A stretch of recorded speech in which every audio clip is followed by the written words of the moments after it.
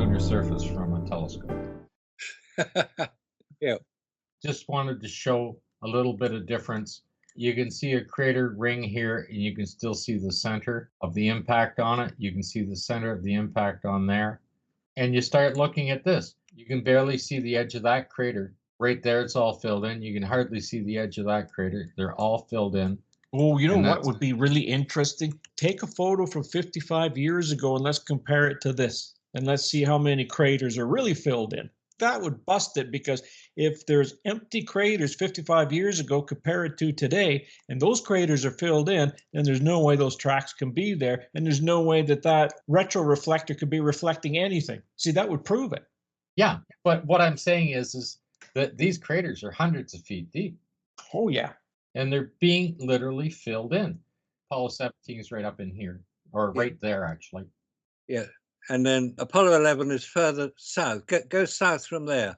Apollo 11's here. Yeah, Apollo 11's there. That's correct. Yeah. Apollo 11, and then 15's over here. Yeah, 15's over there. 17 is halfway between the two. Apollo 17's there, correct, yes. And then Apollo 11 is left and south from there. Down here. Yeah, down there. That's right. 16's in about here. That's right, yeah. You got 14 over on the left. Apollo 12 is right there. Yeah, because that big crater at the top is Copernicus crater. Okay, and Apollo 14 is just underneath this guy here. That's right, yeah, that's the one. Apollo 14 is where they did the golf shots, so we can go and look for golf balls there.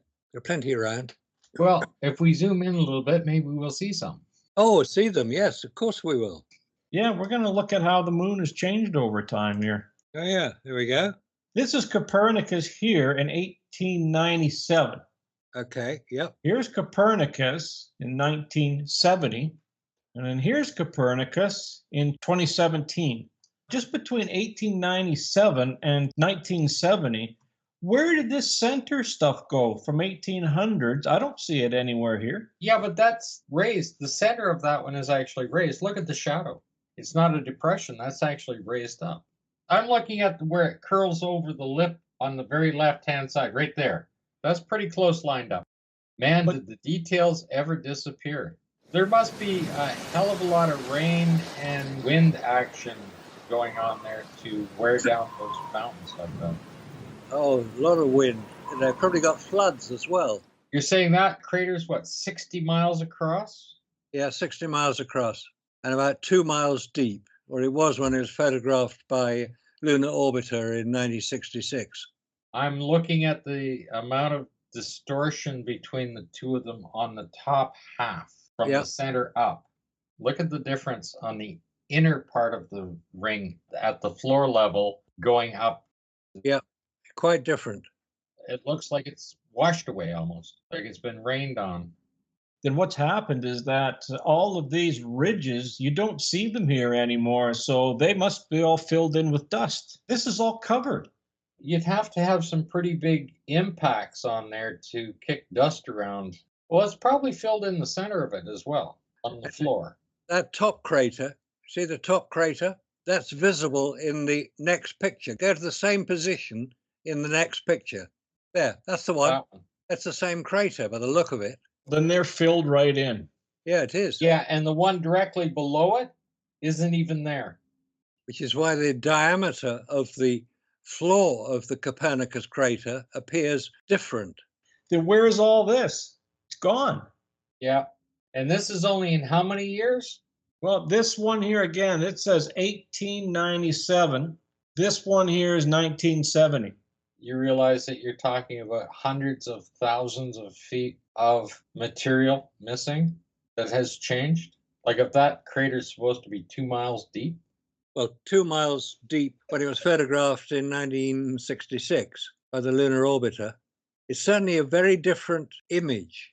It's quite different. That's a hell of a lot of material to be moved around. Things 2 feet deep and 60 miles across. It is. There's a lot of material there, which is why there are so many fewer central peaks. Yeah, if that's happened in that length of time, you show me how to keep a footprint pristine. They all disappeared.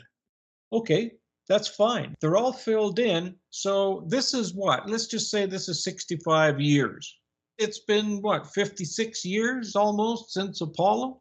So Yeah. why are we still seeing tracks and boot prints when these craters are filled in? And Oh. those are hundreds of feet deep. That's the Warren Commission report version of Apollo. They're showing you what they want you to see, not what actually is there. Sorry, NASA, you haven't got it right.